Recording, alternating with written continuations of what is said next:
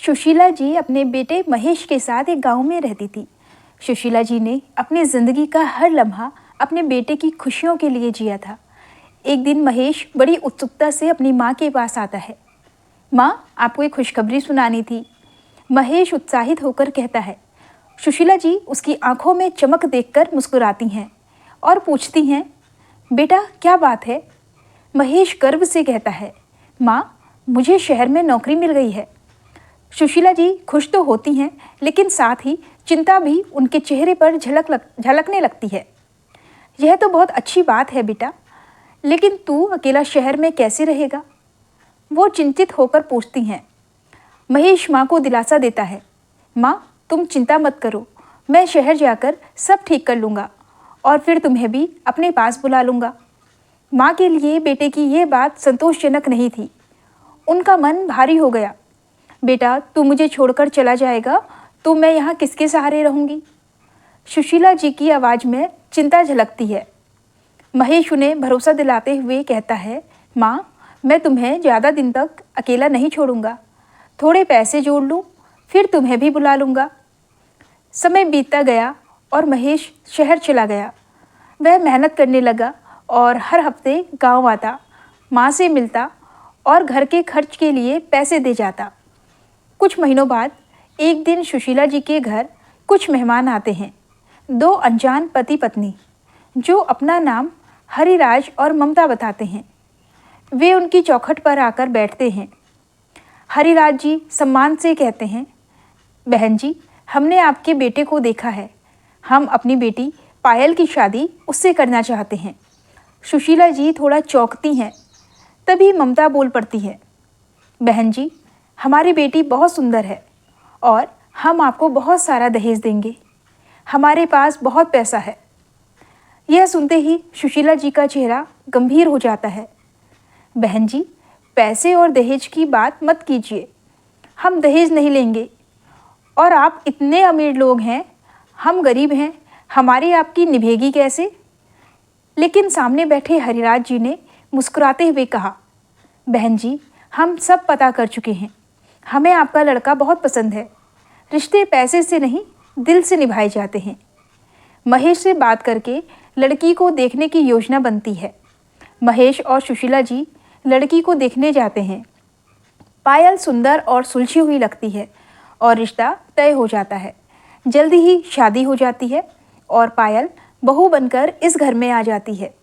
कुछ दिन तक सब कुछ ठीक चलता है। फिर महेश अपने काम पर वापस जाने लगता है। एक दिन पायल उससे कहती है, मैं इस गांव में नहीं रह सकती, मुझे भी शहर ले चलो।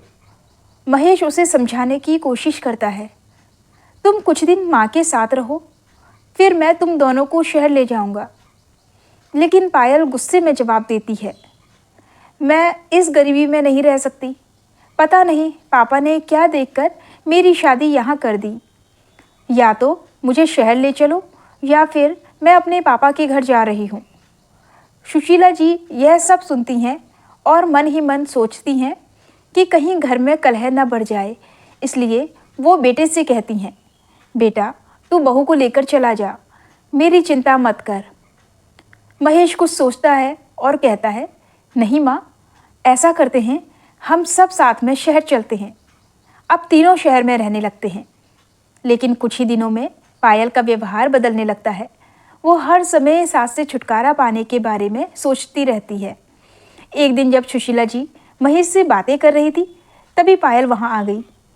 वह गुस्से से तमतमाते हुए बोली, हाँ माँ जी, आप भड़का लीजिए इन्हें मेरे खिलाफ। जब से ये शहर में आए हैं ना, तो मुझे कहीं घुमाने ले गए, ना ही मेरे साथ ढंग से बात करते हैं, और यह सब आपके कारण हो रहा है। पायल तीखे स्वर में कहती है। महेश को यह सुनकर बहुत गुस्सा आता है। वह शांत लेकिन सख्त लहजे में कहता है, पायल ये कैसी बातें कर रही हो तुम मेरी माँ से? मैं बस इसलिए कहीं नहीं जा पाता क्योंकि मेरे पास समय नहीं है, वरना माँ तो हमेशा मुझसे कहती है कि मैं तुम्हें घुमाने ले जाऊँ। इसलिए माँ पर झूठे आरोप लगाना बंद करो। यह सुनकर पायल और गुस्से में आ जाती है। सुशीला जी सोचने लगती हैं कि अगर बहू को मनाने से घर का माहौल ठीक हो सकता है तो उसे कुछ कहना चाहिए। बेटी गुस्सा मत कर, मैं महेश से बात करती हूँ। महेश, तू आज ही बहू को कहीं घुमाने ले जा और जो ये कहे इसकी हर बात मान लेना, सुशीला जी प्यार से कहती हैं। लेकिन पायल और भड़क जाती है। रहने दीजिए माँ जी, आप ही ने इन्हें मेरे खिलाफ भड़काया है और फिर मेरे सामने भली बनने का नाटक करती हैं। मुझे अब कहीं नहीं जाना और अगर जाना होगा तो आपसे पूछने की ज़रूरत नहीं है। यह कहकर वह गुस्से में कमरे में चली जाती है। उसकी यह बात सुनकर सुशीला जी का दिल टूट जाता है। अगले दिन से पायल ने खाना बनाना बंद कर दिया। महेश के काम पर जाते ही वो अपने पिता के घर चली जाती और उसके आने से ठीक 1 घंटे पहले वापस लौट आती। महेश को इस बात की भनक तक नहीं लगती। फिर एक दिन पायल अपने साथ एक आदमी को लेकर घर आती है। माँ जी, ये रमेश जी हैं। यह बुजुर्गों को तीर्थ यात्रा पर ले जाते हैं। 1 महीने की यात्रा है जिसमें सारे तीर्थ कराए जाते हैं बहुत कम खर्च में। मैंने आपके पैसे भी जमा करा दिए हैं। आप शाम को ही इनके साथ चली जाइए, पायल मुस्कुरा कर कहती है। सुशीला जी थोड़ा असमंजस में पड़ जाती हैं। बेटी, एक बार महेश से तो पूछ लेने दे। पायल झट से जवाब देती है। नहीं माँ जी, वो आपको जाने नहीं देंगे और ऐसा मौका आपको दोबारा नहीं मिलेगा। सुशीला जी बहू की बातों में आकर रमेश नाम के व्यक्ति के साथ चली जाती हैं। शाम को जब महेश घर आता है और माँ को नहीं पाता तो पायल बड़ी सहजता से कहती है, माँ जी तीर्थ यात्रा पर चली गई। उनके गांव से एक आदमी आया था, वह उन्हें अपने साथ ले गया। महेश परेशान हो जाता है। वह कुछ दिन माँ का इंतज़ार करता है, फिर गांव जाकर उनका पता करने की कोशिश करता है, लेकिन कोई खबर नहीं मिलती। उधर पायल बहुत खुश थी। उसके रास्ते का सबसे बड़ा कांटा हमेशा के लिए हट चुका था। इधर सुशीला जी को रमेश रेलवे स्टेशन पर छोड़कर चला जाता है। जब वह सुबह उठती हैं तो खुद को अनजान जगह पर पाती हैं। चारों तरफ भीड़ थी, लेकिन कोई अपना नहीं। वह घबरा जाती हैं और सोचती हैं, हे भगवान, मैं कहाँ आ गई? महेश बेटा, तू कहाँ है? कुछ समझ नहीं आता तो सुशीला जी स्टेशन पर बैठे बैठे रोने लगती हैं, लेकिन वहाँ कोई उनकी मदद करने वाला नहीं था। उधर महेश दिन ब दिन परेशान रहने लगा। माँ की कोई खबर नहीं थी। वह धीरे धीरे कमज़ोर पड़ने लगा। खाने पीने का होश नहीं रहा। ऑफिस जाना भी बंद कर दिया। जब पायल ने यह हालत देखी तो वह अपने पिता के पास गई और गुस्से से बोली, पापा, जिस आदमी को आपने भेजा था उससे पूछिए कि माँ कहाँ है। उनके बिना महेश बीमार पड़ गया है और डॉक्टर ने कहा है कि अगर इन्हें ज़्यादा टेंशन रही तो कुछ भी हो सकता है। पायल के पिता दुखी स्वर में बोले, बेटी, तेरी सास को छोड़ने के बाद वह आदमी वापस आ रहा था, तभी उसका एक्सीडेंट हो गया और वह मर गया। मुझे भी बहुत पछतावा हो रहा है। अब कुछ नहीं कर सकते। यह सुनकर पायल के पैरों तले जमीन खिसक जाती है। हे भगवान, मैंने यह क्या कर दिया? उसकी आंखों में पश्चाताप के आंसू आ जाते हैं। इधर महेश की हालत और बिगड़ने लगती है। एक दिन वह पायल से कमज़ोर आवाज़ में कहता है, पायल, मुझे गांव ले चलो। मैं अपने घर में मरना चाहता हूँ। मेरी आखिरी इच्छा पूरी कर दो। पायल रोने लगती है। उसे समझ नहीं आता कि वह क्या करे। वह फौरन महेश को लेकर गांव के लिए निकल पड़ती है। गांव पहुंचते ही जब पायल घर के अंदर जाती है तो उसकी आंखें फटी की फटी रह जाती हैं।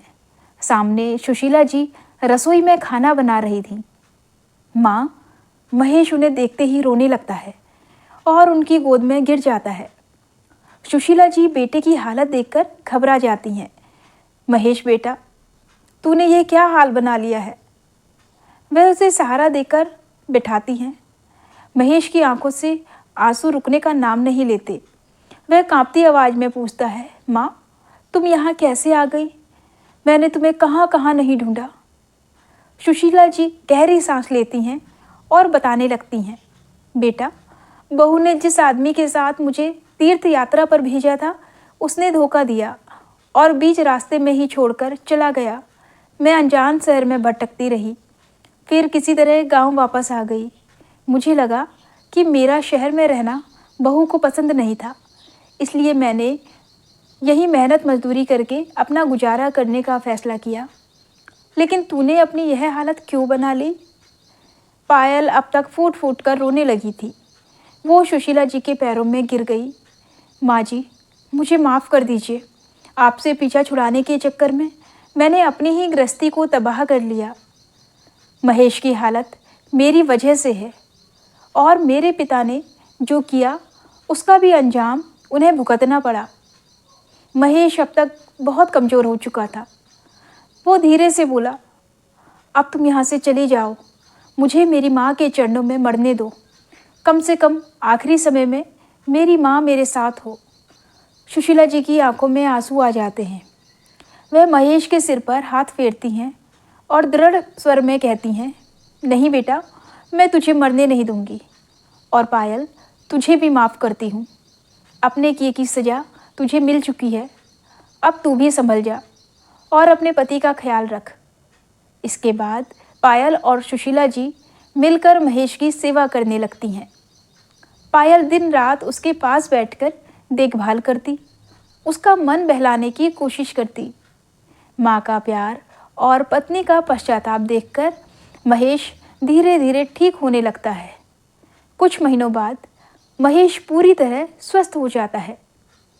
एक दिन वह माँ के पास बैठकर कहता है, माँ, मैं अब शहर नहीं जाना चाहता। यहीं गांव में रहकर कोई काम कर लूँगा। शहर की चकाचौंध में सब कुछ धुंधला हो जाता है, यहाँ तक कि रिश्ते भी। कुछ ही दिनों बाद पायल के पिता गांव से आते हैं। वह सुशीला जी के पैरों में गिरकर रोने लगते हैं। बहन जी, मैं अपनी बेटी को सुखी देखना चाहता था, लेकिन इस लालच में यह भूल गया कि एक माँ को उसके बेटे से अलग करके जो पाप कर रहा हूँ, उससे मेरी बेटी का संसार कभी खुशहाल नहीं रह सकता। मुझे माफ़ कर दीजिए। सुशीला जी उन्हें उठाकर कहती हैं, भाई साहब, मैंने आप सभी को माफ़ कर दिया। अब बस इस बात को यहीं ख़त्म कर दीजिए और आगे से किसी के साथ ऐसा मत होने दीजिए। इसके बाद पायल पूरी तरह बदल जाती है। अब वह अपनी सास की सेवा करती, घर का हर काम खुद संभालती और महेश को खुश रखने की पूरी कोशिश करती। महेश माँ और पत्नी के बदलते व्यवहार से बहुत खुश रहने लगा। तो ये थी हमारी आज की कहानी।